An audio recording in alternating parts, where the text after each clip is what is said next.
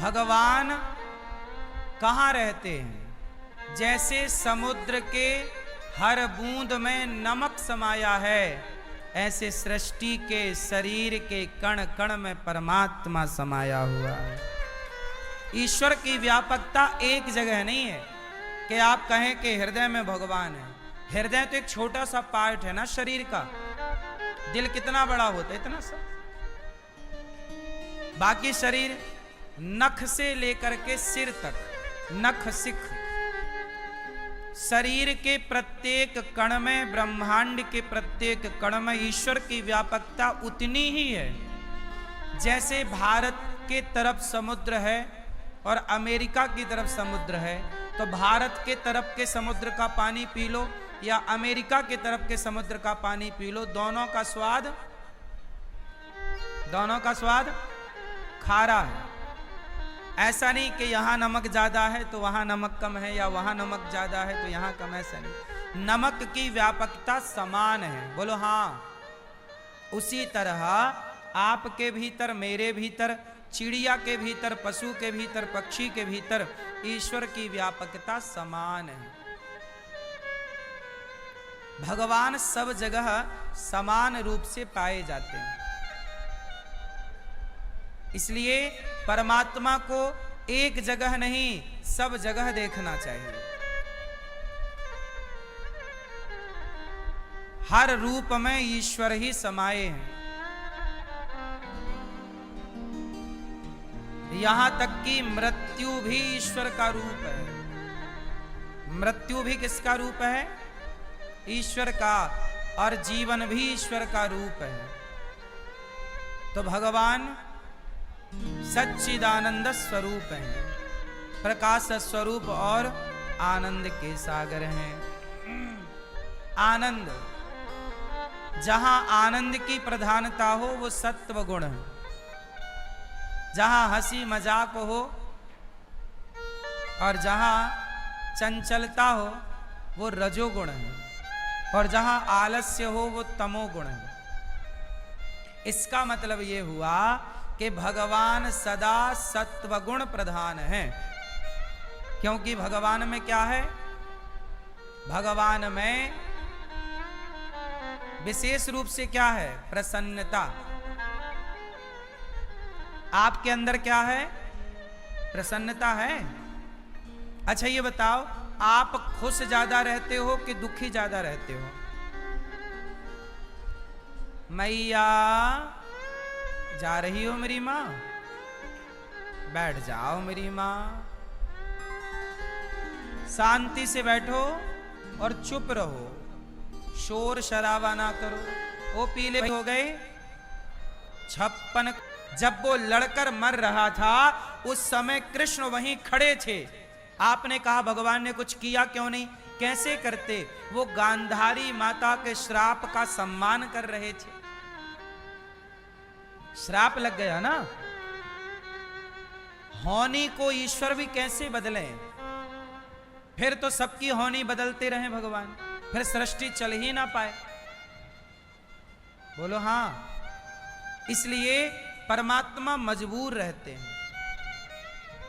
अब गांधारी मां का श्राप था, यदि बचाते परिवार को तो फिर श्राप माता की वाणी मिथ्या होती।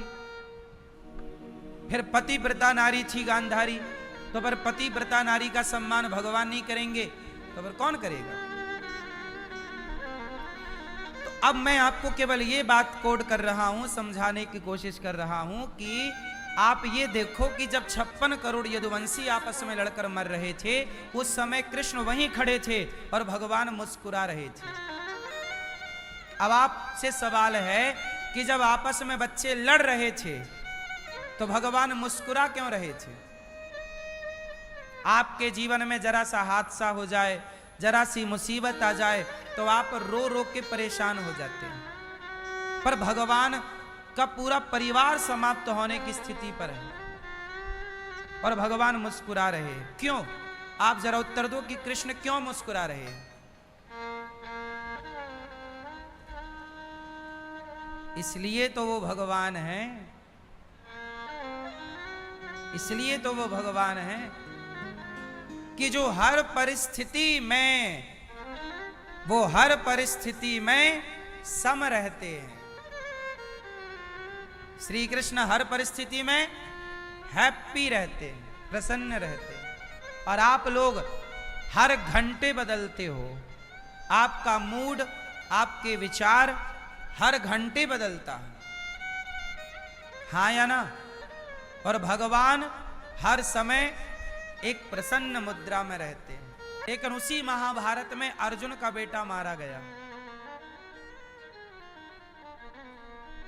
क्या नाम था?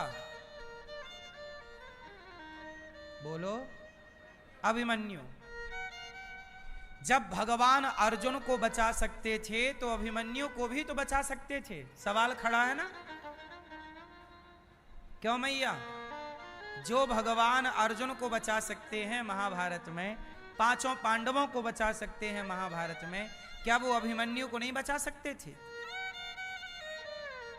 सगे भांजे हैं भगवान के अभिमन्यु, बहन का भैया, बहन का बेटा है सुभद्रा का। नहीं बचाया, क्यों? भगवान से पूछा किसी ने बाद में कि प्रभु आपने अभिमन्यु को क्यों नहीं बचाया, जबकि भगवान अभिमन्यु को बहुत प्यार करते थे। अभिमन्यु को ये अस्त्र शस्त्र सिखाया भी भगवान कृष्ण ने ही था। अर्जुन ने भी सिखाया था, भगवान ने भी विद्याएं सिखाई थी। कहा भगवान ने कि अभिमन्यु की उम्र केवल 20 वर्ष ही थी। जिस समय अभिमन्यु मारा गया उस समय अभिमन्यु की उम्र क्या थी? लगभग 20 साल। 20 साल का जवान लड़का था। भगवान ने कहा इसकी आयु 20 वर्ष की ही थी, तो जाना पड़ेगा। गए। हर व्यक्ति यदि जीवन लेकर आया है तो आप सब अपनी मृत्यु लेकर भी आए हैं। आपके संग केवल आपका जीवन नहीं चलता, परछाई बनकर आपकी मृत्यु भी आपके संग संग चलती है। आप जब अपना हैप्पी बर्थडे मनाते हो, जन्मदिन मनाते हो, तो वो जन्मदिन भी होता है और वह आपके जीवन में मृत्यु 1 साल निगल चुकी होती है। मृत्यु आपको थोड़ा थोड़ा करके मारती है। जैसे आप कितने साल के हो गए? बोलो। 40 साल के हो गए, मतलब ये हुआ कि आपकी मृत्यु ने आपके 40 साल मार दिए, 40 साल निगल गई। आप 20 साल के हो गए, मतलब आपकी मृत्यु ने आपके 19 साल निगल लिए। बोलो हाँ। और एक दिन फाइनल जीवन भी निगल के बैठ जाएगी। इसलिए हम कहते हैं कि मृत्यु तो आएगी, लेकिन मृत्यु के पहले किसे आना चाहिए? चित्त में, हृदय में गिरधर गोपाल आ जाएं, भगवान प्रकट हो जाएं तो मरना सार्थक हो जाए। बैठो। अरे आपके बारे में नहीं, इन छोरा से पूछ रहे हैं। तुम क्यों परेशान हो रहे हो? अच्छा ये बताओ, पत्नी की इज्जत करनी चाहिए कि नहीं? क्यों करनी चाहिए? अर्धांगिनी है, कोई विशेषता, विशेष बात है? देखो किसी को नहीं पता पत्नी की इज्जत क्यों करनी चाहिए। कारण बताओ, कारण। पति की इज्जत क्यों करनी चाहिए? कारण बताओ। कारण कोई नहीं बता, करनी चाहिए सब बता। ठीक है, जब कारण बताओगे तो श्रद्धा जागेगी। रिश्तों में भी श्रद्धा चाहिए, केवल भगवान के प्रति श्रद्धा नहीं चाहिए। अरे बाप बेटे के रिश्ते में भी श्रद्धा चाहिए, माँ बेटे के रिश्ते में भी श्रद्धा चाहिए, और पति पत्नी के रिश्ते में भी क्या चाहिए? श्रद्धा होगा तो प्रेम होगा, श्रद्धा ही नहीं है तो खाक प्रेम होगा। रिश्तों में भी श्रद्धा चाहिए। वो कब बनेगी? जब महिमा सुनोगे। इसलिए सत्संग, इसलिए भगवान की महिमा सुनने से भगवान से प्रेम होता है। गंगा की महिमा सुनोगे तो गंगा का महत्व पता चलेगा। एकादशी की महिमा सुनोगे तो एकादशी का महत्व पता चलेगा। नर्मदा की महिमा सुनोगे तो नर्मदा का महत्व पता चलेगा। छठ पर्व का महत्व सुनोगे तो छठ पर्व का महत्व पता चलेगा। वरना क्या जाने क्या होती है गंगा, क्या होती है यमुना। भाई महिमा सुनोगे तब ना पता, अच्छा ये यमुना है, अच्छा ये गंगा है। ऐसे ही पत्नी की महिमा होती है। पति की महिमा होती है। क्यों इज्जत करनी चाहिए? कारण सुनो। स्त्री पहले किसका बताऊं? पुरुष का क्यों सम्मान करना चाहिए कि स्त्री का क्यों सम्मान करना चाहिए? पहले किसका बताऊं? पहले स्त्री, लेडी फर्स्ट, ठीक है। पहले स्त्री का सम्मान क्यों? पुरुष सुने, सारे पुरुष कान खोल लो, कान चालू करो सब अपने अपने, सुनो। पत्नी का सम्मान क्यों करना चाहिए? क्योंकि पत्नी किसी साधु, किसी संत से कम नहीं होती।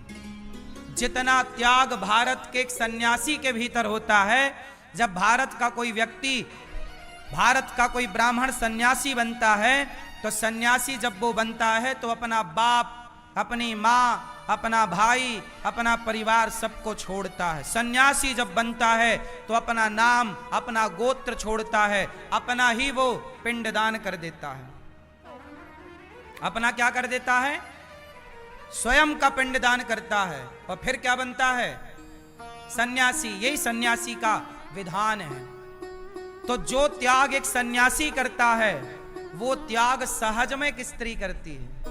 विवाह होता है, जिस दिन विवाह हुआ तुमने मांग भर दी, उस दिन से उसका गोत्र बदल जाएगा। उसने अपना गोत्र छोड़ दिया, स्वयं का नाम छोड़ दिया। अब तुम्हारी माँ को माता मानेगी, तुम्हारे बाप को पिता मानेगी। ये क्या? ये पतिव्रता स्त्रियों की क्या बराबरी करेंगी? ये तो ना पतिव्रता नाली, पतिव्रता नारियों के घर में जो नाली है ना, उस नाली का कीड़ा बनने के लायक भी ये नारियां नहीं है जो अपने पति को धोखा देती हैं। ये तो उन पतिव्रताओं नारियों के घर की नाली का कीड़ा भी बनने के योग्य, ये तो उस नाली का कीड़ा बनेंगी जहां लोग, पापी लोग मलमूत्र करते हैं। जिस नाली में पापियों का मलमूत्र जाता है, ये उस नाली का कीड़ा बनेंगी। नाली के कीड़े